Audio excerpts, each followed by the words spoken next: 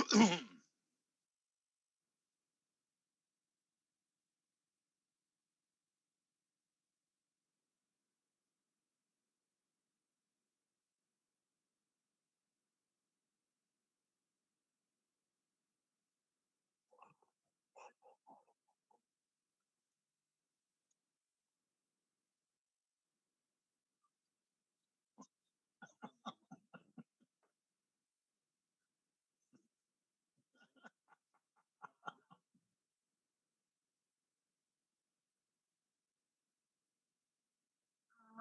don't hear anything. No volume.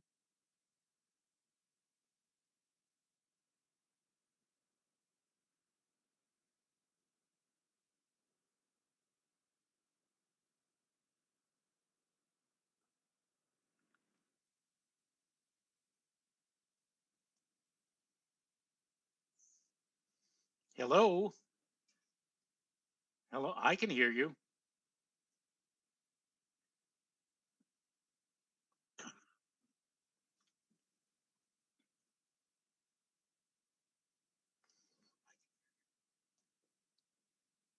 I can hear you again, but not Joe Chiappi. According to uh, according to the upstate supervisor, I'm coming through, but they can't hear you. And they should be able to hear me now. Okay, sorry about that, folks. I have no idea why the audio was completely shut off. The settings have been changed, so you know what that means. That means our friends at Microsoft must have snuck an update in. So let's start this again. Welcome to the Joe and Joe Weather Show, brought to you by Omni True Value Hardware, Long Island's largest provider of mulch. And they've got mulch and topsoil and gravel and everything you need to get your yard in tip-top shape this spring. 1226 North Wellwood Avenue in West Babylon. 631-756-1125 is the phone number, and the website is omnitruevalue.com. And it's a little bit unusual. Might as well repeat myself here. It's a little bit unusual that we do a Sunday night show, but I had a family situation that developed and had to take care of. My daughter and my son-in-law got a call from their pediatrician, and they had COVID shots. They got the Johnson and Johnson shots for the parents. So I went yesterday to babysit, and I stayed the night in case they had some side effects, which they did during the overnight and this morning. Slight low-grade fever, body aches, but then they were, after a few hours, they actually started seeing improvement fairly quickly. So that was good. I'm on day 5 now, Joe. No symptoms other than now I am channeling 5G. Okay. So, if your internet signal needs a boost, maybe I could boost my own signal.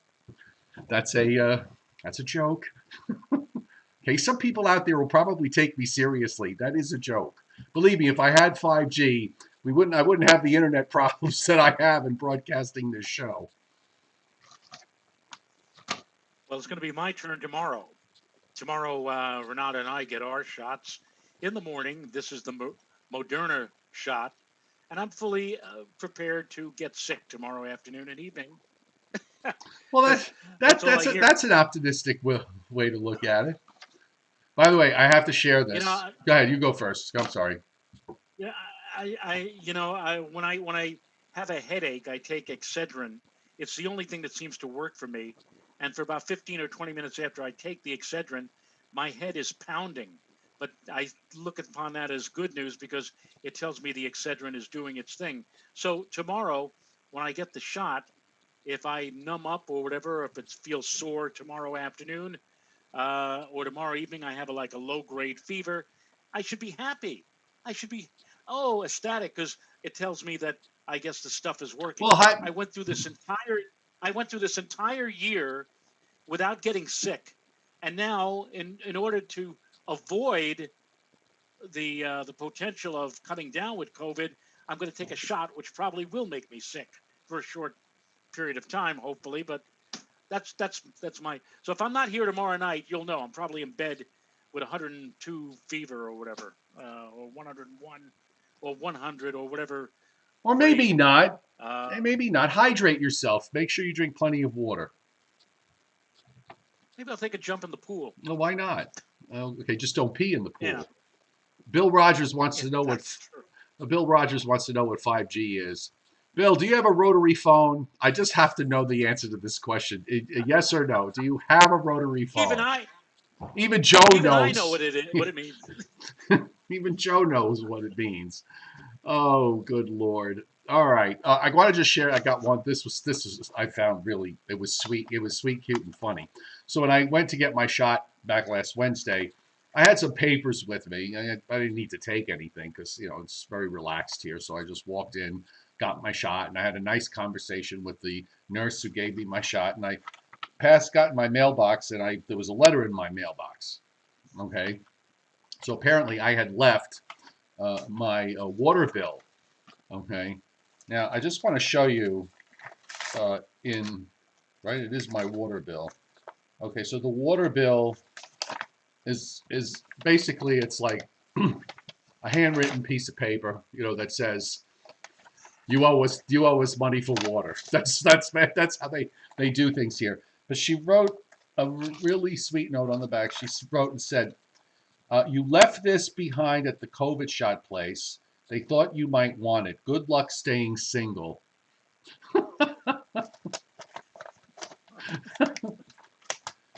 Now, if that isn't as subtle as a garlic sandwich, I don't know what is. But no matter. Thank you very much. I will not reveal your name, but it was very kind of you to send me back my water bill, which was all gets automatic payment anyway.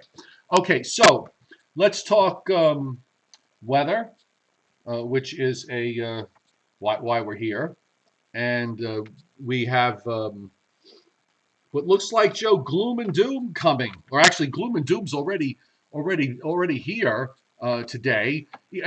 It's funny because SPC, which is kind of what they usually do, SPC they the day before they push the marginal risk area further north, almost into to about Route 78 in North Jersey.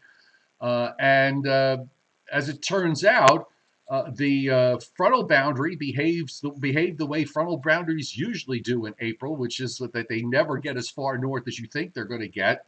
And this one just kind of stalled out over southernmost New Jersey, southern Pennsylvania, kind of did a little bit of a push up in central PA, little uh, hump there in central PA, and then kind of dropped back down southward. But it never made it that far north, and as a result, this morning the severe weather marginal risk was pushed back way to the south again, and now of course you've got the northeast wind, and you have rain, and have had rain for much of the day and into this evening. I still don't understand why the Storm Prediction Center still has the chance for general thunderstorm activity as far north as Long Island, New York City, and even parts of Westchester and Rockland. I looked at this. I said, really, really, you actually think there's going to be even a little bit of convection, a little bit of shower activity with this, with the front so far to our south, the northeasterly wind, the cooler temperatures? You actually believe that there might be a chance that somebody might hear a rumble of thunder or see a flash of lightning? I don't understand that, because if the front never got really as far north as southern New Jersey, that's really where all of the stuff should be, down over South Jersey, and never ever reaching any further north than that. But I guess it's a CYA forecast as far as the storm predict. And actually, there are two people. One of them is named Gleason. I don't remember the other guy's name or the other person's name, but there were two people who came um, who teamed up to come up with this forecast. So good luck.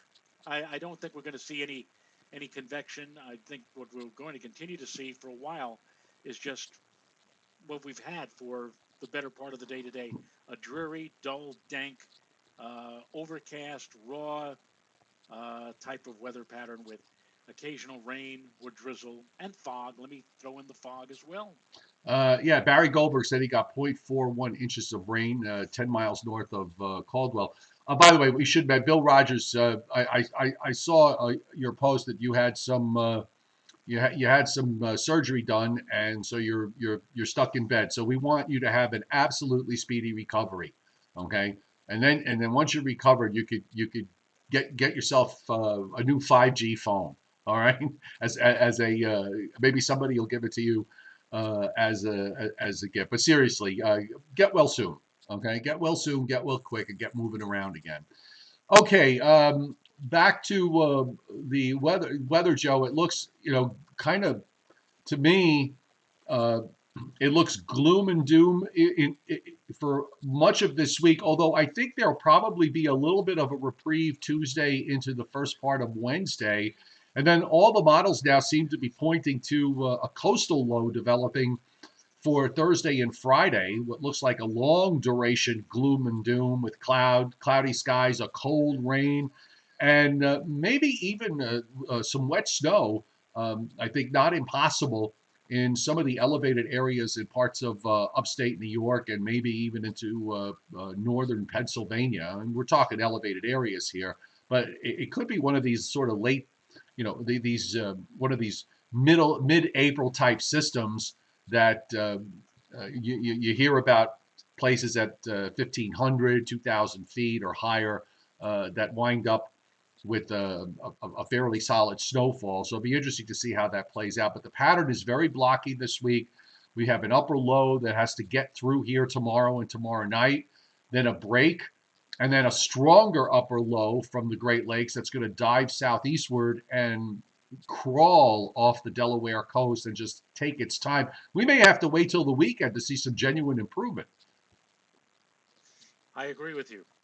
Just checking, looking quickly at the maps here. I really, you're right. I think our next chance for, a partly sunny or sunny to partly cloudy day, a dry day, may not come until the start of the weekend on Saturday of next weekend. Much of this week, we're going to be looking at limited sunshine and occasional on and off precipitation. And can we actually get through an April without at least some part of our viewing region, most notably the elevated areas, getting a last swipe maybe of some wet snow? And that certainly is also in the cards. One of the local TV weather people here in New York didn't want to say the four-letter word, but kept alluding to it and saying, well, this could be interesting if you live in, and they mentioned a number of northern and western counties in the Hudson Valley, Sullivan County, Dutchess, those places. And you're right. It looks like 1,000, 1,500, 2,000 feet elevation may, see the flaky stuff before too much longer. All right. I thought I think we could start off tonight. Let's look at the radar because there's also some severe weather that moved through central and south Florida late this afternoon and this evening. But here in the Northeast, what really stands out, and this is a 3-hour loop. If you look over in Ohio, clearly in terms of the signature on the radar, that is an upper low that is sitting in northern Ohio, and it's basically controlling all the weather back to the Mississippi River, say north of 35 degrees north, and of course on up into New England. And you can see the showery rains that are still going on northern New Jersey, over Long Island, southern New England, back north and west into upstate New York, just kind of moving southeast. The echoes they're pivoting around south and then southeast and then east-southeast back over into Canada, around Toronto into the western part of Lake Huron. So this large circulation is that first upper low is going to be moving offshore early Tuesday. So we have to really get this out of the way. And for many areas tomorrow, it's going to be a real tough day with lots of clouds, a raw wind, temperatures barely in the 50s in some places. And areas to the south in southern Pennsylvania, south central PA, down into southern New Jersey, and points south and west into Maryland and Delaware, you're going to be about 15 degrees cooler tomorrow because the frontal boundary, which is now stalled, is actually going to sink further and further south during tonight and tomorrow as that upper low starts to push to the east. You know, Joe, we had a stretch last week, 3, 4, 5 glorious days, and we just happened to be on that side of the block where we were enjoying a protracted spell of nice weather. And I think we made the illusion back on Thursday that it will be soon time to pay the fiddler, and we're going to be paying. We've already started making payment today, and it looks like for this upcoming week, we're going to be seeing just the opposite of what we went through last week, because everything, as you pointed out just a few moments ago, is moving ever so slowly and painfully. And it looks like we're going to be stuck in what I sometimes call in this type of weather pattern, an indifferent weather pattern. The weather is indifferent to anything. It just it just like kind of sits and lays there. Clouds, fog.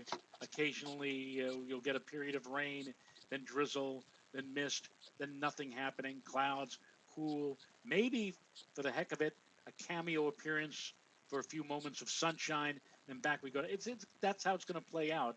And the only thing that makes it interesting is that again, for the elevated areas, it may get cold enough aloft for a little bit of the white stuff to appear, even though it is, after all, now mid-April. Yep. 31 likes so far tonight, Joe. So thank you very much for those of you who've hit the like button. And if you'd like, hit the like button if you haven't. That'll make Joe and I very happy. It'd be nice if we could get over 100 today, but this time of year, it's kind of a tough sell because with the people like to watch weather videos when there's major storms around, and there really hasn't been very much of that. So not a surprise. This happens every spring. But if you do like the show, hit the like button. Meantime, let's look down in Florida because earlier there was a very strong squall line that developed, east-west squall line that developed in central Florida and moved southward. And now the remnants of that line in South Florida looks like it just passed Miami and now moving out into the Keys and moving southeast. So the worst of it is probably done. The Storm Prediction Center did have a severe thunderstorm watch up for parts of South Florida. Just did a quick refresh here, so just want to see what the latest is. And now, of course, that watch is narrowed down. Earlier today, Joe, they had an enhanced risk of severe weather. But now, of course, with much of everything moving out to the south and east, for the bulk of the state, the thunderstorms are over with again, except for the southeast, where we actually have a few severe thunderstorm warnings that are up for some of the counties in South Florida. And as far as the risk is concerned going forward, let's take a look. By the way, there's still a marginal risk being indicated in eastern Virginia, Delaware, and then you see where I was talking about how that warm air just kind of made a little bit of a hump there in central Pennsylvania. It sort of pushed up northward there, thanks to the mountains. So there's a marginal risk of severe weather there. And in fact, I'll just go back to the radar. It might be a little difficult to see. I did notice that there were a couple of thunderstorms that popped up in central PA, and you just kind of see little flashes of yellow and red in there. There's one particular cell that looks like it might not be too far from Altoona, west of Harrisburg.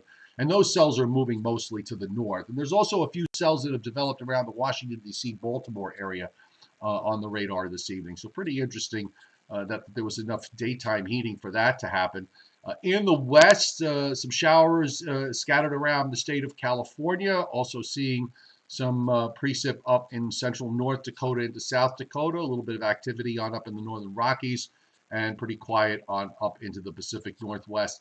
SPC for tomorrow, for Monday, is indicating I believe a marginal risk of severe weather in a small portion in southwest Texas. And because of what's going on in the weather pattern, I think overall this week, from the standpoint of severe weather, it's probably not going to be all that active. They have no severe weather area for their day 3 forecast period, which is Tuesday into Wednesday. Just the general thunderstorms from Texas east to parts of Alabama. And then when we look at the day 4 to 8 time frame, I believe they have predictability too low for each day. Yeah, well, I'm sorry, potential too low for day 4, for day 5, for day 6, predictability too low for day 7, and predictability too low for day 8. But at least for day 4, 5, and 6, with the potential too low, that takes us right into Saturday. And that kind of matches up with what's happening, because with this big upper low that's coming down into the Great Lakes, it's basically keeping the east cooler than average, and it's also going to pretty much shut off any kind of inflow of tropical moisture from the Gulf of Mexico. So without that, it's hard to get it's hard to engineer a severe weather outbreak. And you're absolutely right. I mean, for such a long stretch during this week, the atmosphere is probably just going to be just too cool and too stable, at least in our neck of the woods, to be concerned or be worried about any kind of convective activity. So it's just going to be kind of a humdrum, kind of a bleh, kind of weather pattern shaping up for much of this upcoming week. 3 inches, some pockets of 3-inch rainfall amounts in northern New Jersey and the Hudson Valley for the next 7 days, according to WPC, and a fairly large area of 1.5 inches plus from eastern PA, south central Jersey northward to Long Island to southwestern Connecticut, and then on up into central New York. Lesser amounts as you go south and west of there, and then also along the Gulf Coast, we're seeing 1.5 inches to some areas with 3+ inches in southeast Louisiana, southern Mississippi to Alabama, southern Alabama, and the Florida Panhandle. The central Rockies, looking at anywhere from 1/2 inch of liquid to pockets of 1.5 inches of melted precip, because some of that will probably be in the form of snow, and that extends on up into Wyoming, also up in northern North Dakota, northern Minnesota, and neighboring southern Canada in that zone, seeing 1/2 inch to 1 inch of liquid. The Northwest is completely dry. California, except for right around the areas around Reno, seeing no precip, and pretty much bone dry in Arizona. So most of the action this week is going to be along the immediate Gulf Coast because of the deep trough in the eastern part of the United States, and also in the northeast and northern mid-Atlantic states might get some much needed rainfall. Yep, and really, with this pattern, it looks like it's going to be, well, just like last week. It's going to be the opposite. We had one day after another of quiet weather and lovely weather and sunshine, and again now this week looks like all we're going to be doing is just talking about gloomy weather on a day-to-day basis. All right, I'm loading up the upper air. In a way, it kind of harkens back to December with the storm that we had in December, and of course the pattern that we had back in February.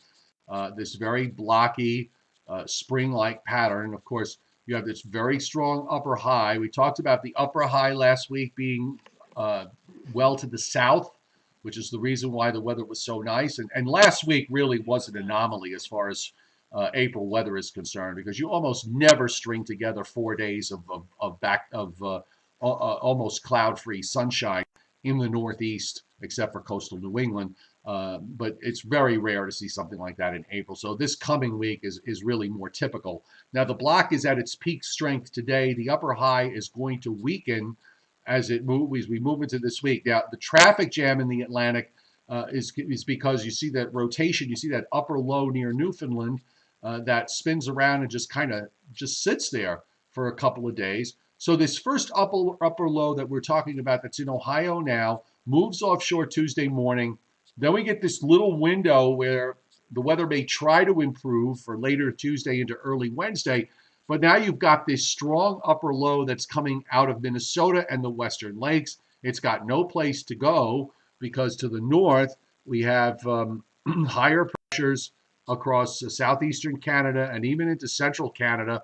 And that's really forcing this to move southeastward. And one of the things we talked about on the last live stream was the fact that the model, we'd have to wait to see if the models were going to do some north-south maneuvering with this.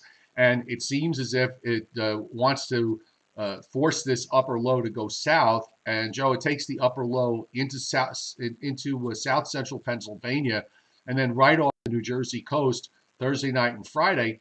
The other thing about this is that with no real push behind it, that upper low takes a long time to get out of the way. I mean, it really doesn't clear Cape Cod until Saturday afternoon.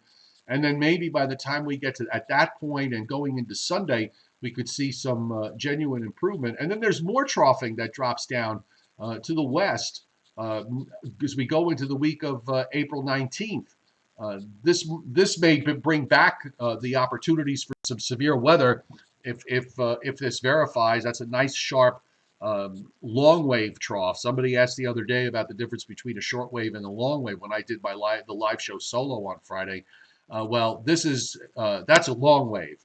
Okay, the trough, the wavelength is runs from north central Canada all the way down to the Gulf Coast. This little system off of Southern California, that's a short wave. The wavelength is, as it's called, short. The long wave, the wavelength is long, and that long wave trough then swings into the eastern part of the United States. That would be later the week of the 19th, but that's down the road. The primary concern, Joe, I think is going to be, this upper low, and how long is it going to take to get out of the way? Because if it takes forever to get out of the way, you're going to be sitting in gloom and doom for days and days. Yes, Joe, a number of people on the chat board are claiming that. Now, can you hear me all right? I hear you fine. Joe? I hear you fine. Well, they claim a lot of people are claiming that they can't hear me or to turn up the volume, which I have no control They over. can't hear you? Tim Feldman says they're saying that I'm very low. Put your microphone, is your microphone in front of your face? Well, I'm moving my microphone now up and down. Tim Veltman, I'm not working with he says, I think your headphones are unplugged. It's not unplugged. It's a wireless headphone, which, everything on the package said, oh, this is glorious. You're going to have wonderful, wonderful sound with this thing. And I've actually had more problems with it than anything else. If anybody out there can hear me, Steve LaPointe says, I hear you fine. Okay. So I have you boosted up to the maximum. So, but you have. But I mean, after all, who wants to hear me? Who wants to hear me with a forecast, as you just mentioned, Joe? Gloom and doom for much of the upcoming week. It's not a pretty picture, but it's one that we have to put up with because, again, as you pointed out in the upper air, everything is moving. Everything is troughed up. How do you like that for a new definition here? We're troughed up, and with all that troughiness, things are going to be moving slow. Changes are going to be happening. Now, Charles Baker says volume is very low. So some people are saying that they're hearing me fine, and other people say volume is very low, and I don't really know. And you know what? I've gotten to the point now with these headphones. I'm just going to pull out here. Yes. Hello. Hello. Joseph. Where'd you go, Joe? Hang on.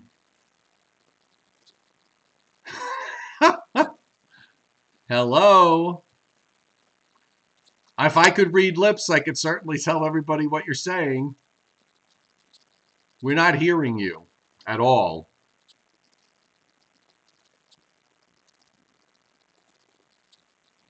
Oh, technology, folks, technology.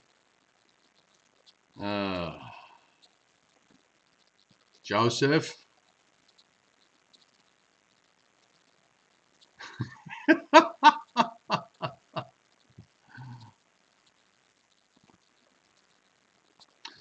Please stand by. We are experiencing technical difficulties. Hey, Joe? Yes, Joseph.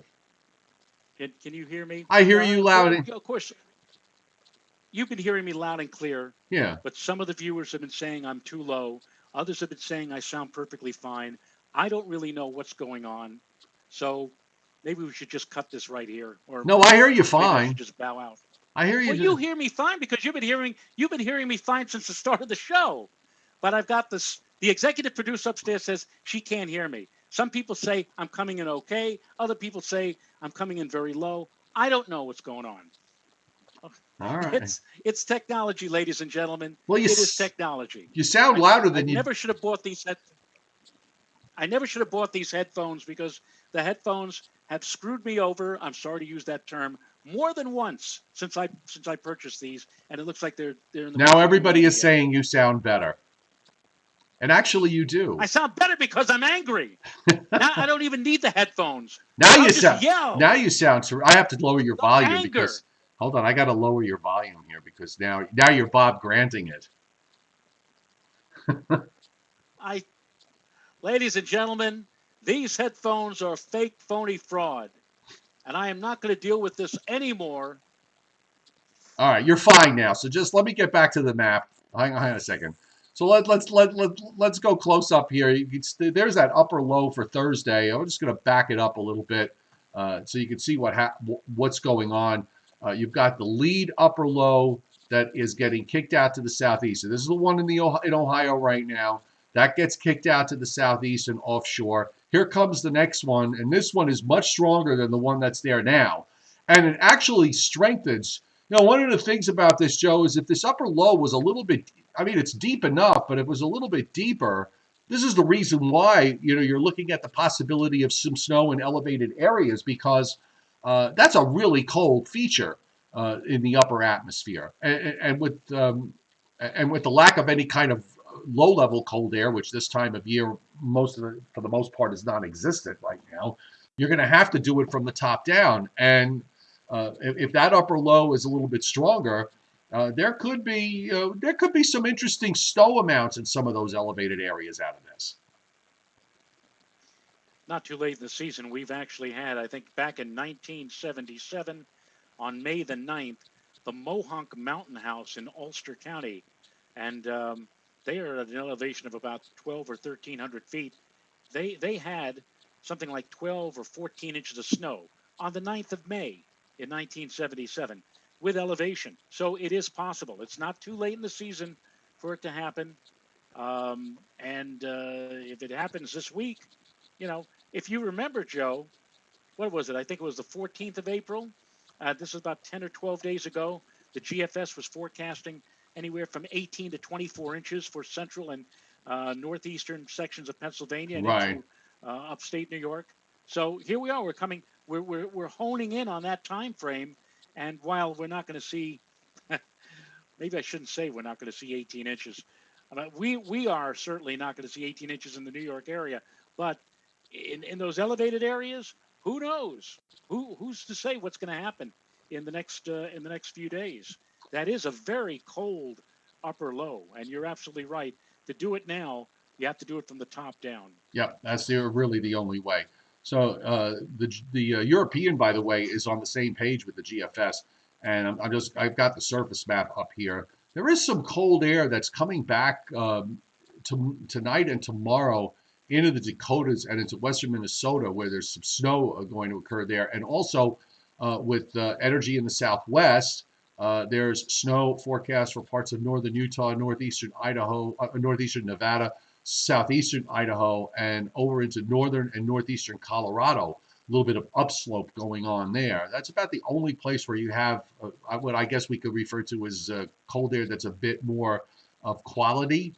In the meantime, with the upper low from the Great Lakes dropping southeastward, you're going to get a surface low developing around North Carolina. Gradually, that low is just going to pinwheel back northwestward.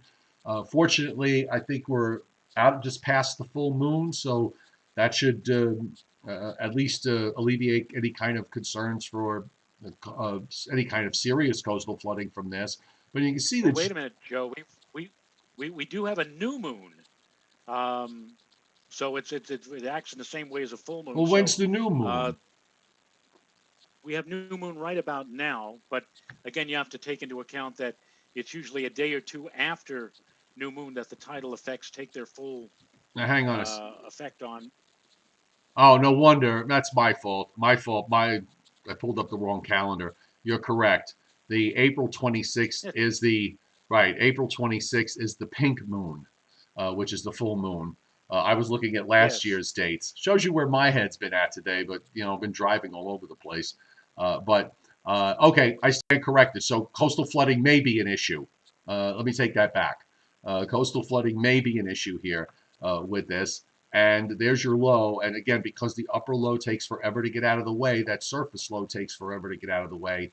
And then finally, there's still some leftover precip here early Saturday morning and probably leftover clouds. Uh, Maybe it gets better later Saturday into Sunday. And then beyond that, who knows what's going to go on with if the models are correct, it's showing some kind of a long wave trough in the from the Great Lakes down to the Gulf states sometime week after. Well, I always think Sunday's the first day of the week, so let's call it next week, the week of the 18th, 19th, that week, starting Sunday, Monday, 18th, 19th. Okay. Yes. By the way, we should mention. Let's mention the fact that you, Mr. Rayo, you Me. you Me. are on the your article made the cover of Sky and Sky, was it Sky and Telescope? What's it? That's correct. That's correct. Huh? See, I get some things right, Yeah. but you made your article. And this is about the solar eclipse in the partial solar eclipse coming in June. Correct. Correct. Yeah, it was a big surprise to me. I got the advanced copies that usually, this will not be available to the rest of you until the last weekend of the last week of April. It's the June issue, but I got the advanced copy yesterday. Opened it up, and I was like, "Huh? What?" In fact, let me see if I got it over. Yeah, here it is. So here you go. This is the cover of the June issue. I wrote a complete article about this. This is going to be a rather interesting event coming up. The moon passing in front of the sun, but for us here in the Northeast, the peak of the eclipse is going to coincide with sunrise. So it's going to be a very unusual sunrise that morning. Hopefully, if the weather is going to be clear and we'll be able to see it. And I guess Sky and Telescope. I hate to say this is like the magazine equivalent of clickbait, but they are trying to sell magazines, and I guess an eclipse of the sun attracts a lot of people, and so I guess they figured, well, let's put this on the cover and see if we can attract people to buy the magazine and that their newsstand and bookstores or whatever. So it was nice, and Well, you know again, who hopefully you we'll have a chance to see it. you know who it might call attention to. You know who, Mrs. Bundy. Uh, Remember, it's the Should say it's should the say the, the birds go to roost. They said the birds aren't waking up this morning. They still think the right. sun is below the horizon. And There she as is, the drunk man in the corner in that scene says, "It's the end of the world. the end of the world. It's the end of the It's the end world. of the world." Oh, good Lord, have mercy. So, yes, Mrs. Bundy hasn't made an appearance on this show in a while, so we're gonna just put her back on the side. There are opportunities where Mrs. Bundy is relevant, and I thought that today might be one of those.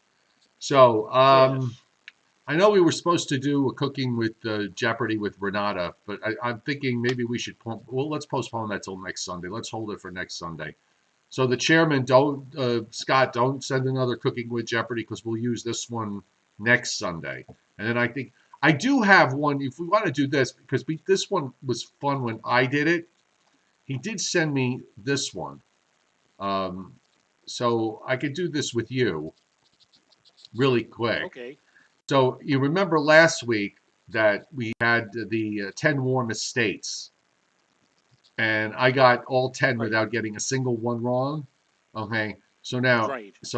for you, it's going to be the 10 coldest And states. coldest. Okay, Uh huh. so are you ready? Yeah, okay. We'll take a whack at it. If it includes all 50 states, I'm assuming that one of those All 10 50 states will be states. Alaska. That is correct. That is the number one answer. Alaska. Correct. And how about for not necessarily in order, but I'm sure the state of Maine is on that list. Maine is number 3. Number 3, okay. Um, how about Minnesota? Number 4. Number 4. How about North Dakota? Number 2. Okay. We're doing pretty good so far, folks. So 4 Haven't for had a swing 4. and a miss yet. 4 for 4. 4 for 4. Alexander, 4, 4, 4, 4. The line is busy. The line's busy. Operator, get me long distance. Long distance, get me Brazil. Hello, Brazil. Joe, how's the coffee business? Nothing but a grind, huh? Okay. Or how about Sydney, Australia? The Yeah. place is jumping. Yes. Kangaroo farm. Yes. Um, All right. So you since we had North Dakota, now I would assume, he said, I would assume that the upper peninsula of Michigan certainly is very cold. So how about Michigan? that is your first incorrect answer. What? Mm-hmm. You're kidding me. No. You are kidding me. It's your first Well, incorrect answer. how about Montana? That is your second incorrect answer. Oh, wait. You know what, Joe? I'm Wow. sorry. Hold on. My eyes deceived me. Michigan is actually, I'm sorry, number 10. And I got to look at this more carefully. So Michigan is number 10. And I'm sorry, which one did you just say? The big sky state, Montana. They're number 6. So you're still running a perfect score here. Thank you. I'm sorry, I didn't look far enough down the list. My goodness. So you've got 4 Goodness left. gracious. 4 left. How about Idaho? No, that is your first mistake. Okay. So that's your first one. I'm running across the northern tier states right now. Mm-hmm. Vermont. Vermont is number 7. Okay. New Hampshire. Well, wait a minute. New Hampshire's not a landlocked state like Vermont. They're right. In fact, Portsmouth. They're right near the coast. And that might actually moderate them just enough to keep them off the list. But what the heck? New Hampshire. New Hampshire is number 9. Number 9. Could I possibly say New York State? I know upstate New York gets very cold sometimes, but New York State. New York State. New York State, Joe. I would have applied the same logic you applied to New Hampshire when you were talking it out. So New York State is not on the list. So now you have 2 incorrect. Well, you know why? You know why? Because New York City and Long Island. That's what warms things up. Yes. Otherwise, New York State is a fairly cold state. It's what's right. It, get away. Yes. I was going to do a political joke, but I'll let it pass. Go ahead.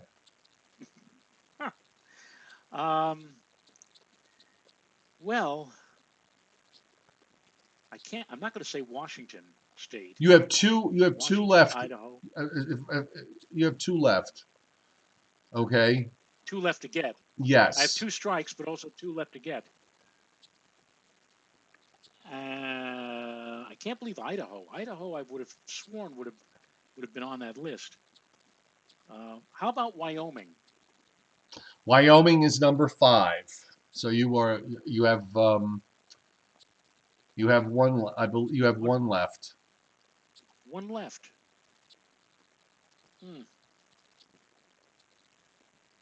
Well, there could be a whole variety of I could go with. All right, so let me read back. All right. You know, away I go, and it is right down. It does have one of the Great Lakes adjacent to it, but it also can be a very cold state. So how about Wisconsin? And that was the last one, Wisconsin. So I was There good. you go. I was going to give you I was the. also think, I was going to give you the hint that it was the other cheese state. ah, well, so many games I've watched in my life at Lambeau Field where it's like 30 below zero. So I figured, well, let's take a shot and see whether or not, you know, they were cold, and they All were. right. So you have That's good. Alaska, North Dakota, Maine, Minnesota, Wyoming, Montana, Vermont, Wisconsin, New Hampshire, Michigan. Now There you you are. did good. You did get two incorrect, but it's understandable. And then next Not time, as good as the not as good as the master. well, I had the 10 warmest. I don't know. I think the ten coldest is a little harder than the 10 warmest in All my right. opinion. What number? Keith James II wants to know what number is Idaho, but I don't think he would have given you that, right? No, he only gave me the top He 10. just gave you the yeah, Yeah, so yeah. so All right. Idaho did not make the top 10. Alaska was the no-brainer, so that was number one. So Jimmy 132 says Chicago. yeah, Put it on. yes. I'm trying to think if there was anything else I wanted to bring up with you, and I guess there isn't.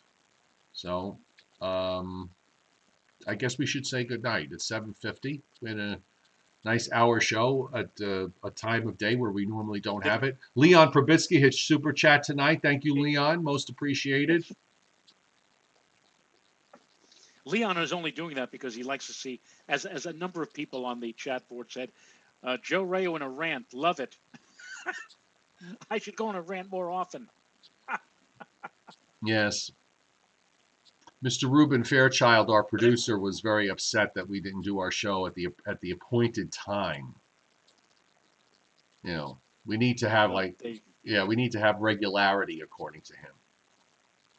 and Keith James says, when I think of Mrs. Bundy, I think of Peg Bundy from Married Oh, that's right. That's the other Mrs. Bundy. No, I'm an old school person, so I was thinking I go right to Mrs. Bundy and Alfred Hitchcock's The Birds. That's where my head is at. Yes. All right. You know what, Joe? It's time for a glass of wine for me because it's been a very, very long 2 days. So I will. Oh, Chris Alley, hope everything is good. I think you might have gotten off the show the other night when I wished you all the best. So I see you there on the chat board. All the best. I hope you're well. You got your shots and everything is good. And so Joe, good. Tomorrow's your shot. So let me know if you start feeling things at the end of the day. Maybe you won't. If you didn't get anything from the first one. I had nothing from the Pfizer shot. The two Pfizer shots. No side effects from either one, other than a sore arm. We shall see. It's tomorrow morning. We'll be getting it, and supposedly, according to what I've been told, if there is going to be any after effects or any side effects, it won't hit until later in the day or just about the time when it's time for me to go Betty by. So we'll see how this all plays out. Okay. So at least for the time being, tomorrow night, folks, at 7:30 Eastern. So be sure to tune in. Thanks for being here on a Sunday night. Hope your weekend was good, and hope your week ahead is a great one. We'll see you tomorrow night. Good night, everybody. Sim Salabim.